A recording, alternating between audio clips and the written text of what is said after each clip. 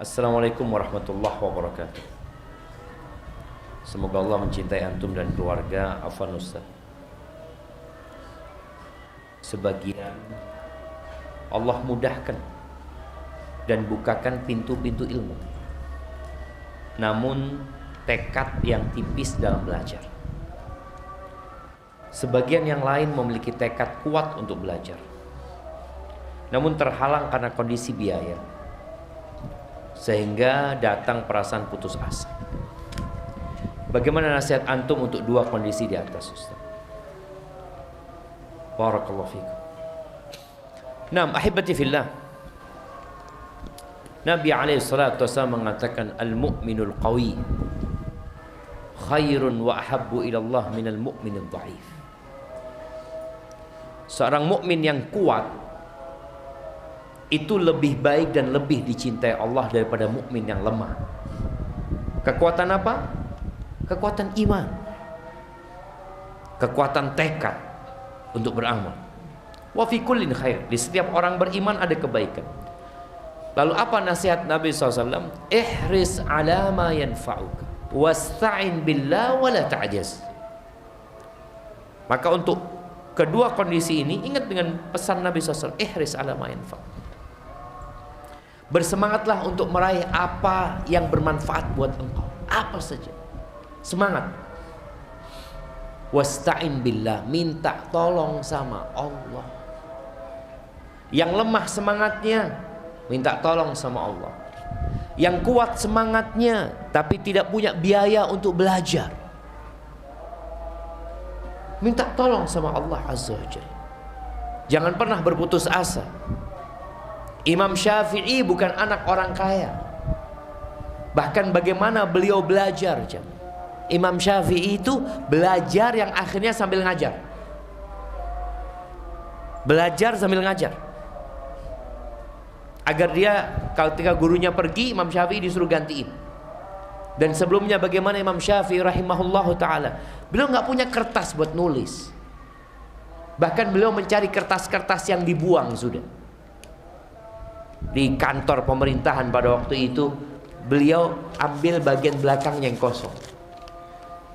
Melakukan itu. Artinya keterbatasan seseorang ketika dia tidak punya biaya itu tidak menghalangi dia untuk berhenti belajar. Allah Azza wa Jalla mengatakan ahasiban nas ayyutraku ayyaqulu amanna wa hum la yuftanun. Apakah manusia mengira dengan mereka mengatakan kami beriman, mereka dibiarkan saja tanpa dikasih ujian? Seperti kondisi kedua, dia semangat belajar tapi kok nggak dibuka pintu rizki. Allah kasih ujian. Walaqad fatanna alladhina min qablihim fala ya'lamanna Allahu alladhina sadaqu wa la ya'lamanna al-kadhibin. Kata Allah, kami benar-benar telah menguji orang-orang sebelum mereka, sehingga nampak mana yang beriman benar-benar dan mana yang pura-pura, mana yang bohong dan dusta. Maka nasihat ana buat orang yang kondisi kedua, lihat bagaimana perjuangan para sahabat, bagaimana perjuangan ulama-ulama terdahulu, mereka belajar ilmu. Bagaimana cerita Ibn Aqil, dia mengatakan bultud dama marratain, aku kencing darah 2 kali dalam menuntut ilmu hadis. Marratan bi Makkah wa marratan bi Baghdad. Sekali aku kencing darah di Mekah, yang kedua kencing darah lagi di Baghdad. Kenapa? Dia nggak punya. Dia bawa bukunya, dipanggul sama dia. Wa kuntu amshi hafian, nggak punya sepatu sandal, nggak punya dia. Jalan dengan tidak beralaskan kaki. Tapi itu tidak menghalangi mereka untuk belajar menuntut ilmu. Makanya berusaha. Berdoa mohon sama Allah. Rizki itu tidak harus dengan bekerja. Orang berpikir, oh kalau nggak kerja nggak akan dapat uang. Bagaimana dengan firman Allah, "Wa man yatawakkal 'ala Allah fahuwa hasbuh." Barang siapa yang berserah diri sama Allah, Allah akan cukupin dia. Terkadang kita nggak berserah diri sama Allah. Hati kita ini bergantung fulan. Kayaknya fulan bisa bantu ana, kayaknya fulan bisa nolong ana. Jangan. Serahkan semuanya kepada Allah Azza wa Jalla. Intinya kembalikan kepada Allah Jalla Jalaluhu.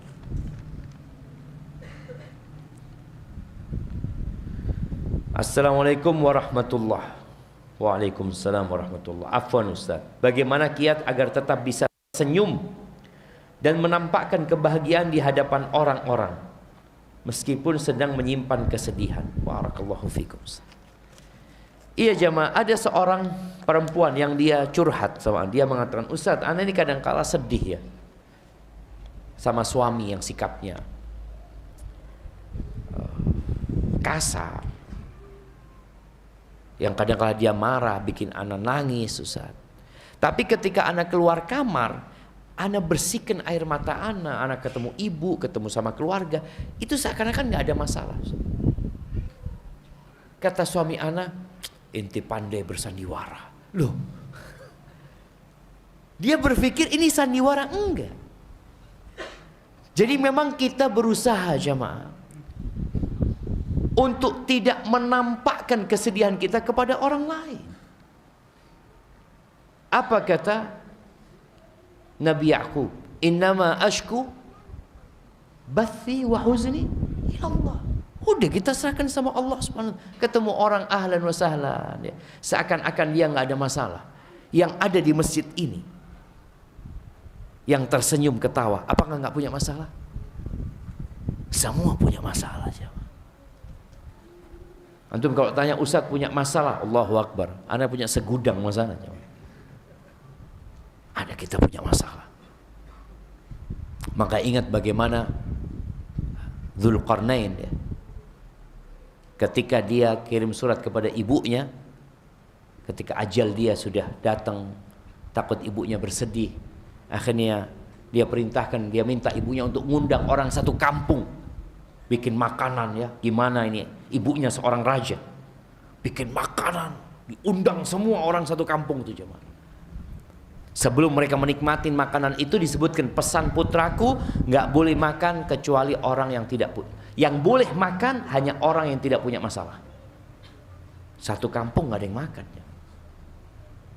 Antum pikir kita semua tersenyum ini nggak punya masalah? Banyak kita punya masalah.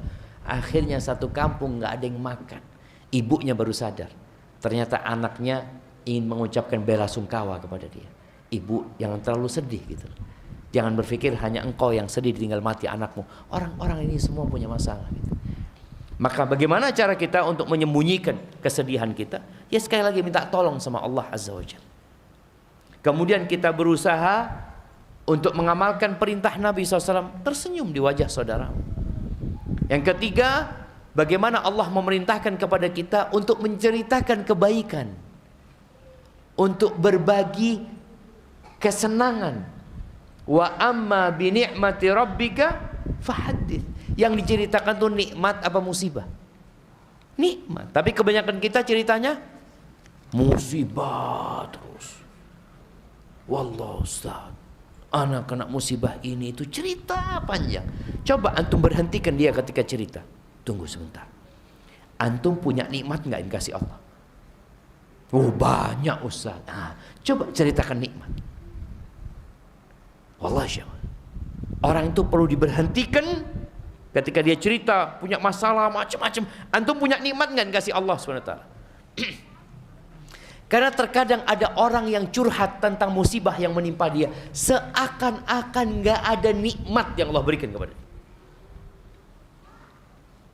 Makanya sebagian salafus saleh kalau ada orang yang mengeluh sama dia, apa kata orang ini?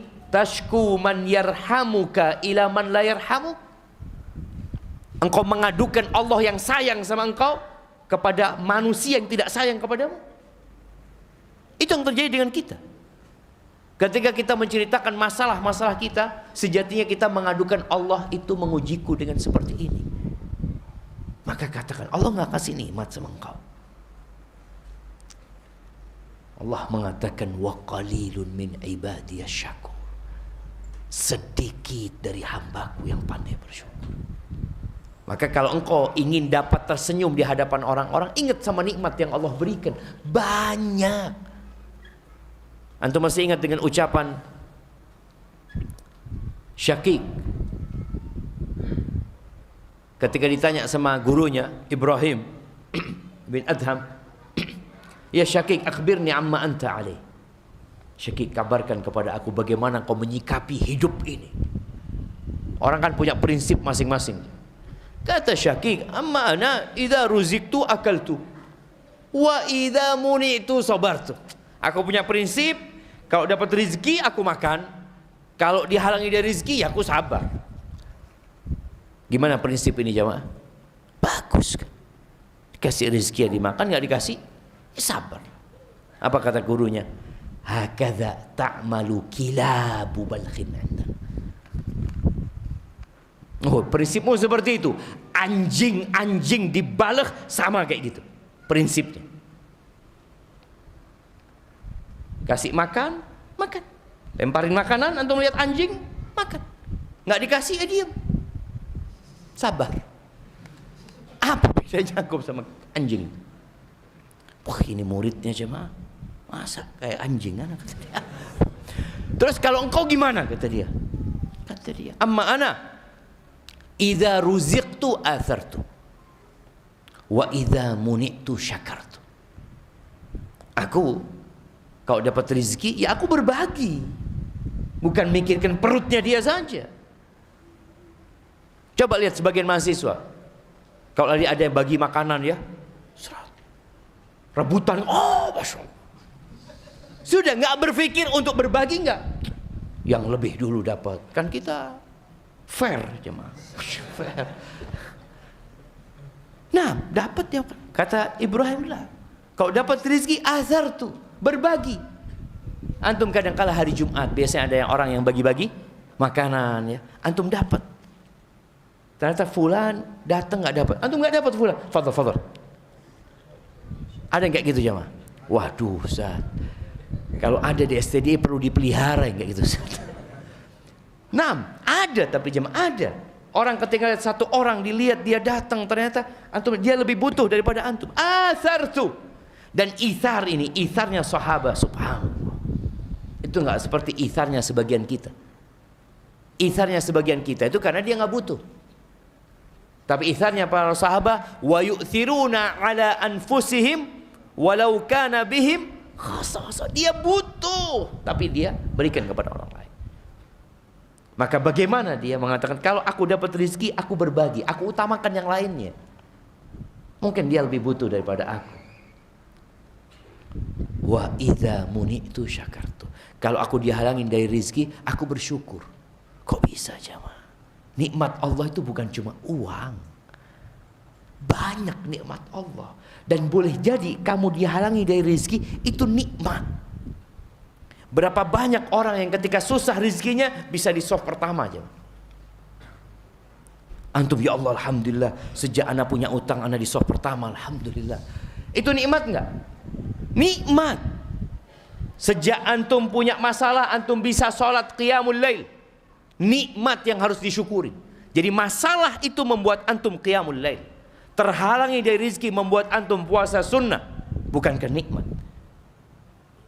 Maka Ibrahim mengajarkan syakar itu bersyukur aku sama Allah Azza wa Jalla. Ketika Allah halangkan nikmat Allah itu banyak. Bahkan dalam musibah itu ada nikmat. Hadza wallahu a'lam bissawab.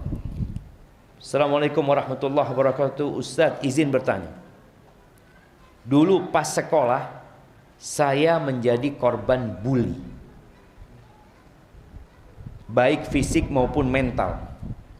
Dikatakan miskin, jahil, dan tidak jantan karena tidak bisa membalas pukulan saat saya disakiti. Namun alhamdulillah saya sekarang sudah lulus S2 dan dapat beasiswa dari Kementerian Keuangan. Saya juga sudah bekerja dan saya merasa cukup dengan rezeki saya. Pertanyaannya, bagaimana saya harus bersikap terhadap orang-orang yang pernah membuli saya? Karena saya sakit hati dan benci masih bercokol di hati saya sampai sekarang. Masya Allah jemaah. Iya. Tadi Anda sampaikan kelemahan, kesulitan itu membuat orang jadi kuat.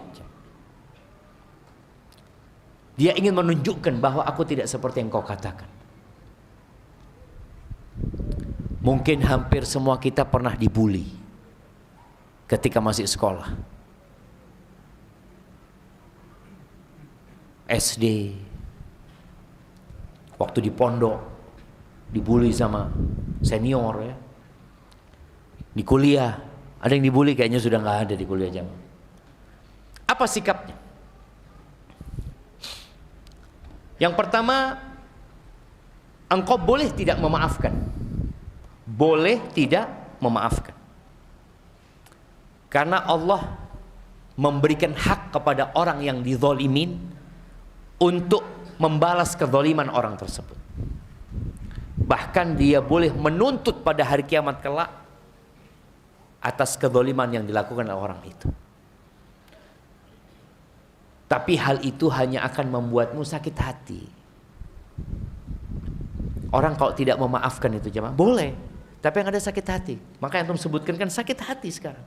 Apalagi kalau ketemu sama fulan, aduh ini yang bikin anak. Mudah-mudahan tabrakan dia. Umpamanya seperti itu.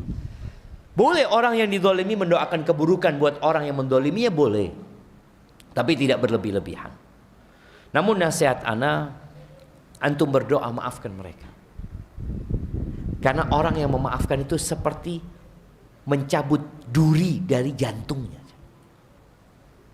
Dan Allah sudah kasih nikmat sama antum. Orang itu mungkin hidupnya susah. Kita kadang-kala ingin berbangga diri kepada dia. Jangan. Allah yang kasih nikmat sama antum. Bukan karena antum, tapi karena Allah yang memberikannya. Syukuri dan maafkan dia. Ada seorang guru yang mendidik anak-anaknya. Anak-anak itu disuruh bawa kentang, 3 butir kentang di plastik. Anak SD lah. Pokoknya tiap berangkat sekolah bawa, pulang bawa, terus bawa seperti itu.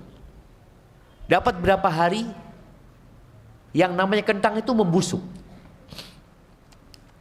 Sebagian siswa itu masih bawa yang udah busuk, sebagian udah dibuang. Katanya mana, aduh busuk bu guru, kata dia. Mana masa mau bawa itu, kata dia. Enggak, sebagian masih ada yang bawa. Kemudian bu guru menyampaikan, itu permisalan orang yang menyimpan sakit hati sama orang lain. Masa mau dia bawa kemana-mana? Yang ada sakit hati terus, sampai tua antum makan sakit hati.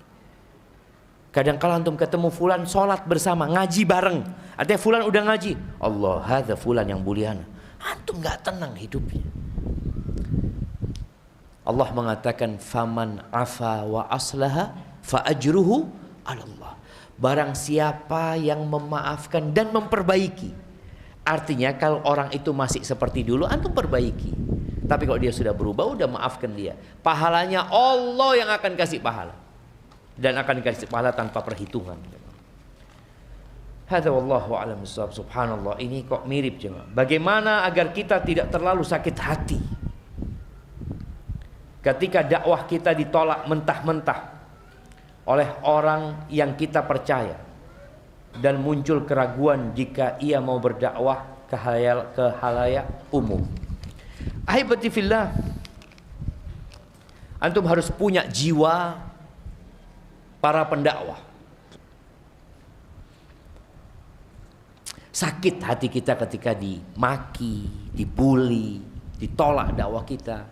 Bahkan Allah mengatakan kepada Nabi SAW, walaqad na'lamu annaka yadhiqu sadruka bima yaqulun. Kata Allah, kami benar-benar tahu hatimu jadi sempit, dadamu jadi sempit gara-gara omongan orang-orang tersebut. Fasabbih bihamdi rabbika wa kun minas sajidin. Ketika antum merasa tadi sakit hati, bagaimana cara ngobatinya? Bertasbih, sholat, minta sama Allah Azza wa Jalla. Itu Allah perintahkan kepada Nabi SAW. Wa'bud rabbaka hatta ya'tiyakal yaqin. Dan beribadahlah kepada Tuhanmu sampai mati. Pada hari kiamat, ya'ti nabi wa ma'ahu rajulun wa rajulan. Ada nabi pada hari kiamat di padang mahsyar yang pengikutnya cuma 1 orang. Nabi. Pengikutnya cuma 2 orang. Ya'ti nabi wa laysa ma'ahu ahad. Bahkan ada nabi yang datang alaihi salam tanpa ada satupun pengikut. Apakah dia gagal? Enggak. Wa ma 'alaika illal balagh. Tugasmu hanya menyampaikan. Bagaimana Nabi alaihissalam ingin pamannya masuk Islam. Bagaimana Nabi Ibrahim alaihissalam ingin bapaknya masuk Islam. Bagaimana Nabi Nuh ingin istrinya, ingin anaknya. Nabi Lut ingin istrinya, tapi nggak dikasih hidayah. Maka ketika antum ditolak, antum ingat nabi-nabi pun ditolak. Dan Nabi Muhammad SAW diingatkan, walaqad kudzibat rusulun min qablika. Sudah ada nabi-nabi yang didustakan, yang ditolak, ada. Engkau bukan yang pertama ditolak gitu. Memang sakit hati itu jamaah. Tapi dihibur sama Allah Azza wa Jalla. Disuruh sabar seperti sabarnya Nabi Nuh. Fasbir kama sabara ulul azmi minar rusul. Sabar engkau seperti sabarnya ulul azmi. Seperti sabarnya Nabi Nuh. 950 tahun berdakwah, kata Allah, wa ma amana ma'ahu illa qalil. Tidak beriman kecuali sedikit. 950 tahun dikatakan dalam riwayat Ibnu Abbas yang beriman cuma 80 orang. 950 tahun. Antum baru berdakwah sekali. Sabar, doakan. Kalau bicara nanti tapi biasanya jamaah kalau sudah biasa ditolak itu enak. Udah terbiasa. Anak kadang-kala mau kajian di mana, Ustaz dibatalkan Ustaz. Waktu awal-awal ya Allah dibatalin ya. Tapi sekarang dibatalkan, oh biasa sudah. Jadi sudah biasa jamaah. Nah, jadi itu perlu latihan. Maka disuruh sabar, suruh sabar. Lama-kelamaan antum insya Allah bisa sabar. Insya Allah. Tatkala kita ditanya jalan, namun kita lupa ingat. Kemudian kita mengarahkan kepada jalan yang ternyata salah. Kalau kasusnya begini bagaimana jadinya Ustadz? Bukannya mendapat pahala, apakah justru berbuat dosa? Syukran wa barakallahu fikum. Ketika antum tidak yakin, antum sampaikan kepada orang itu, ana wallahu a'lam, ya kayaknya jalannya lewat sini. Sehingga dia tahu bahwa antum tidak yakin. Kalau ternyata salah, antum sudah berdoa. Rabbana la tu'akhidna in nasina aw akhtana. Ya Allah jangan hukum kami ya Allah kalau kami lupa atau kami tidak sengaja. Jadi insya Allah antum nggak salah. Bagaimana hukum mendoakan keburukan bagi perokok yang merokok di jalan raya, yang asapnya terkena pengendara di belakangnya? Juga apakah boleh kita berdoa, ya Allah hancurkan hidup orang tersebut. Jika dalam jual beli dia menipu. Misal seorang tukang bengkel yang ngakalin kita terkait biaya servis atau onderdilnya. Iya. Ahibati fillah. Kalau bicara mendoakan keburukan buat orang yang menzalimin, boleh. Tapi antum doakan hidayah lebih baik buat dia. Nabi SAW disakiti, dilemparin batu dari Taif sampai berdarah-darah. Beliau ditawarin agar penduduk Taif atau penduduk Mekah dihancurkan, dibinasakan. Itu orang-orang kafir. Apa kata Nabi SAW? Bal arju an yukhrijallah min aslabihim man ya'budullah wa la yusyrik bihi syai'an. Aku berharap Allah keluarkan generasi dari sulbi mereka yang mentauhidkan Allah dan tidak menyekutukan Allah dengan sesuatu apapun. Boleh mendoakan keburukan. Allah mengatakan la yuhibbullahul jahra bisu'i minal qawli illa man zulim. Allah nggak suka doa keburukan itu kecuali orang yang dizalimin. Boleh mendoakan agar orang yang menzalimi itu dihukum sama Allah Azza wa Jalla. Tapi antum doalah umum, ya Allah hukumlah dia dengan kezaliman dia ya Allah, yang dia lakukan. Nggak harus secara spesifik ya apa yang harus didapat oleh dia. Itu nggak apa-apa. Tapi atau mendoakan kebaikan akan lebih baik ya. Ada riwayat Abdullah bin Mas'ud radhiyallahu anhu berangkat ke pasar, mau beli sesuatu. Setelah beli, fulusnya nggak ada jam, dicuri sama orang. Orang pasar mengatakan, kata Allahu ya dah, semoga dipotong tangannya orang itu, semoga dilaknat pencuri itu. Ya biasalah. Orang-orang mendoakan keburukan buat orang yang zalim memang dia. Tapi dalam riwayat itu disebutkan, ya Allah, kalau dia mencuri karena keperluan, maka berkahin yang dia ambil. dan jadikan ini akhir pencurian dia. Kalau dia mencuri karena ya memang orang yang jahat, ya, berikan hidayah kepada dia dan jadikan ini pencurian terakhir dia. Itu jadi hidayah, jemaah. Dan antum nggak sakit hati. Ketemu orang itu lagi nggak sakit hati. Coba antum ketemu ke bengkel lah itu. Ada bengkel yang nipu anak. Terus, padahal tuh bengkel tiap hari antum lewatin. Antum mau sakit hati terus? Kan enggak. Tapi kalau antum lewat dia senyum, Assalamualaikum. Ya Allah, mudah-mudahan dapat hidayah. Bisa jadi suatu hari dia duduk di majelis ini, Allah datang ke majelis ini. Boleh jadi karena doa antum, dan antum akan mendapatkan pahala terus kalau dia ngaji. Karena memang karena doa yang antum panjatkan buat dia. Hadza wallahu a'lam bissawab. Itu yang dapat kita sampaikan pada kesempatan kali ini. Yang benar dari Allah Jalla Jalaluhu, yang salah dari diri pribadi. Dan sepertinya pekan ini adalah pekan terakhir jamaah untuk kajian ba'dal maghrib, karena pekan depan sudah masuk pekan usbu al-mayyit, kata dia. Pekan tenang, manfaatkan untuk memperbanyak amal soleh, perbanyak puasa sunnah, perbanyak baca Quran, perbanyak zikir. Semoga Allah mengumpulkan kita bersama Nabi alaihi salatu wassalam. Subhanakallahumma bihamdika asyhadu an la ilaha illa anta astaghfiruka wa atubu ilaik. Wassalamualaikum warahmatullahi wabarakatuh.